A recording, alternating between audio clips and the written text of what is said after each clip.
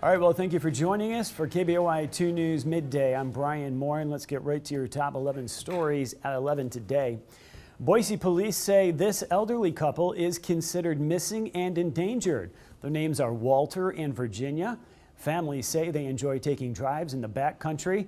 As a matter of fact, this couple actually went missing last May as well when their car got stuck in rural Boise County.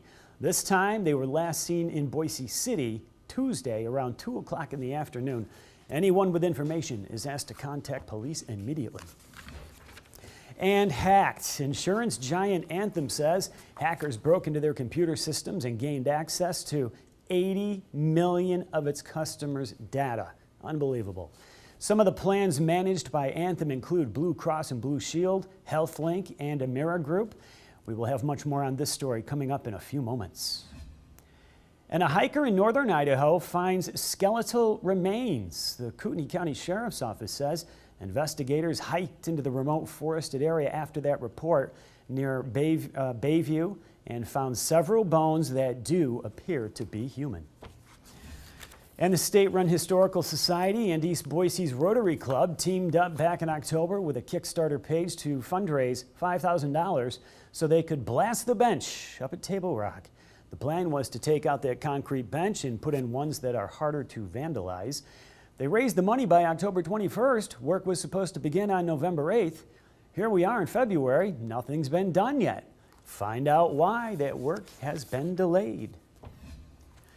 And Tuesday night's fire near the Boise foothills might be an arson. A spokeswoman for Boise Police Department says investigators believe that someone intentionally set the two-alarm blaze.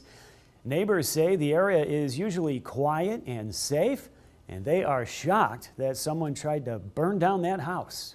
Very peaceful neighborhood, and it's one of those things that you just don't imagine would happen here.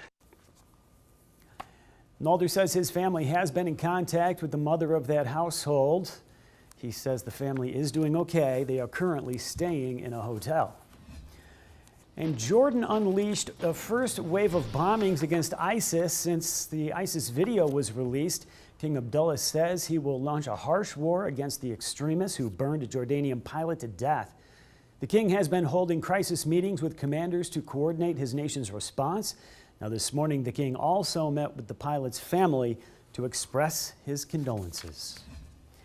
A Texas murder trial is under Hollywood spotlight. Jury selection is beginning for the man accused of murdering Navy SEAL Chris Kyle. Kyle is the subject of the hit movie American Sniper. It's actually #1 right now. The defendant's lawyers say that box office success could make a fair trial impossible, but prosecutors say it won't matter. Folks made up their minds a long time ago. The killing happened 2 years ago.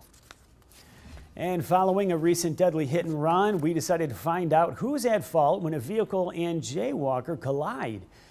We found the answer not cut and dry. Under Idaho law, drivers must exercise what's called due care. That means slowing down and honking the horn if a jaywalker is present. But each case has its own circumstances.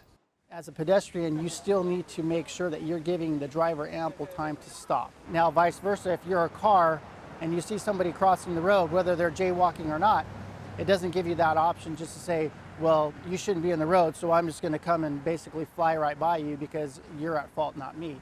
That's when the due care kind of comes in. The bottom line, everybody is encouraged to exercise caution. The blame doesn't always fall on the driver or the pedestrian.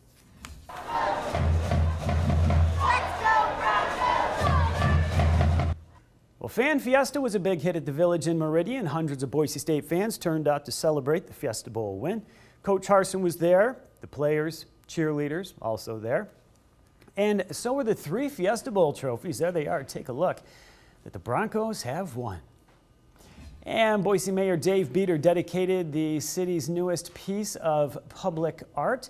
The piece is called Sky Bridge. It was created by artist Seth Palmeter, who says it's meant to represent the contrails created in the sky by jet engines. That dedication took place this morning at 10 o'clock.